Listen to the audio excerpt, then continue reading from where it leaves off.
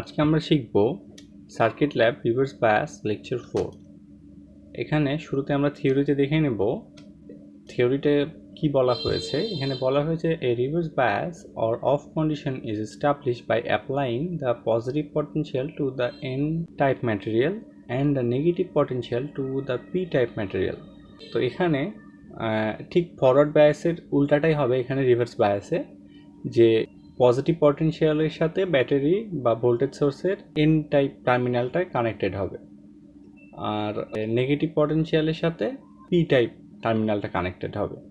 তো এখানে একটা হচ্ছে কানেক্টেড হওয়ার পরে যখনই আমরা এখানে এর মধ্যে দিয়ে ইলেকট্রন ফ্লো করব, এখানে একটা ব্যারিয়ার হবে, ইলেকট্রনের ব্যারিয়ার হবে যেটা ইলেকট্রন ফ্লোতে বাধাগ্রস্ত করবে।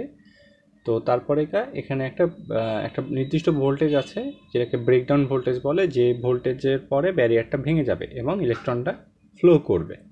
এটাই হচ্ছে মূলত রিভার্স বায়াস। তো এখানে আমাদের চিত্র দেওয়া আছে শুরুতেই, এই যে একটা চিত্রে বলা আছে ইজ মাইনরিটি ক্যারিয়ার ফ্লো আর majority is equal to 0 ampere.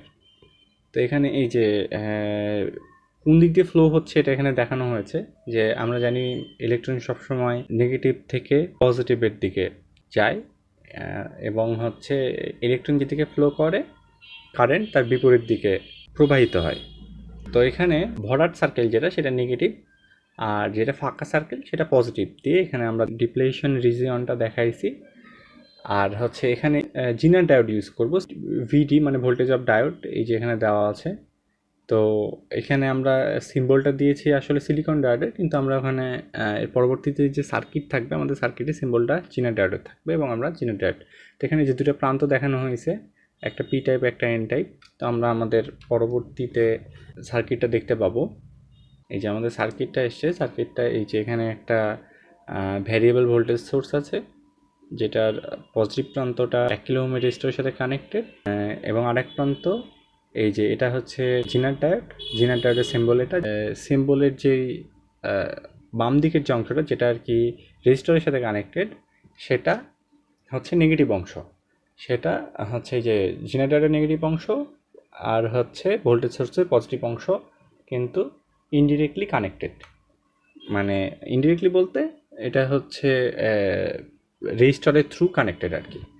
তো এটার সাথে প্যারালালে আছে ভোল্টেজ, ডায়োডের ভোল্টেজ, যেটা আমরা মাল্টিমিটারে নেব। আর হচ্ছে এখানে সিরিজে কানেক্টেড আছে অ্যামিটার, আর অ্যামিটারের আরেক প্রান্ত ভোল্টেজ সোর্সের, ভেরিয়েবল ভোল্টেজ সোর্সের নেগেটিভ প্রান্তের সাথে কানেক্টেড আছে। এই যে আমরা এখন আমাদের এক্সপেরিমেন্ট শুরু করব। তো আমাদের যে ইকুইপমেন্ট এগুলো লাগবে, ইকুইপমেন্টগুলো হচ্ছে ব্রেডবোর্ড, তারপরে এই যে এটা জিনার ডায়োড, এটা হচ্ছে রেজিস্টার 1 কিলো ওহমের, আমরা মেপে নিব। অ্যামিটার, একটা মাল্টিমিটার লাগবে, ভোল্টেজ সোর্স লাগবে। এই যে আমরা এখন সার্কিটটা বসাবো, এই যে পজিটিভ প্রান্তের সাথে যেরকম ছিল সার্কিটটা আমরা ঠিক সেভাবে বসাবো। যে পজিটিভ প্রান্তের সাথে 1 কিলো ওহমের রেজিস্টার কানেক্ট করেছি,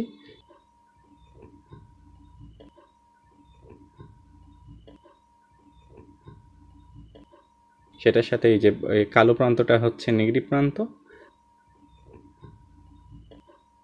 এই যে ডায়োড বসালাম সিরিজে, সবগুলো আমরা কিন্তু সিরিজে বসাচ্ছি, এখানে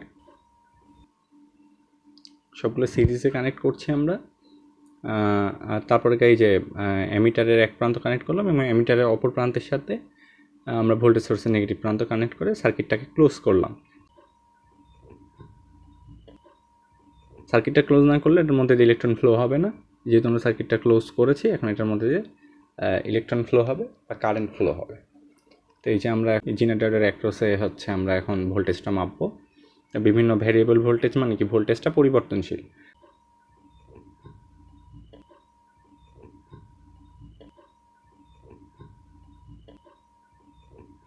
আমরা যে বিভিন্ন ভোল্টেজ দিয়ে ওখানে দেখব যে একটা পর্যায়ে গিয়ে ব্যারিয়ারটা ভেঙে যাবে। এই যে এখানে যখন আমরা 13 দিচ্ছি, ওখানে ঠিক জিনার ডায়োড থেকে ভোল্টেজ পাস হচ্ছে 6.96 বা 6.9697 এরকম।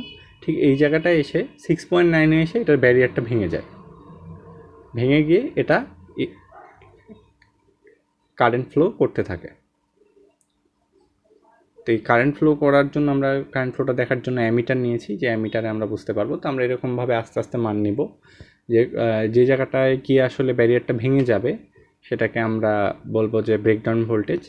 তো এখানে ব্যারিয়ারটা ভাঙার পরে ঠিক ভোল্টেজটা ডায়োডের ভোল্টেজটা খুবই কম আকারে বাড়তে থাকবে, কিন্তু কারেন্টটা যেটা সেটা হচ্ছে অনেক বেশি আকারে বাড়তে থাকবে।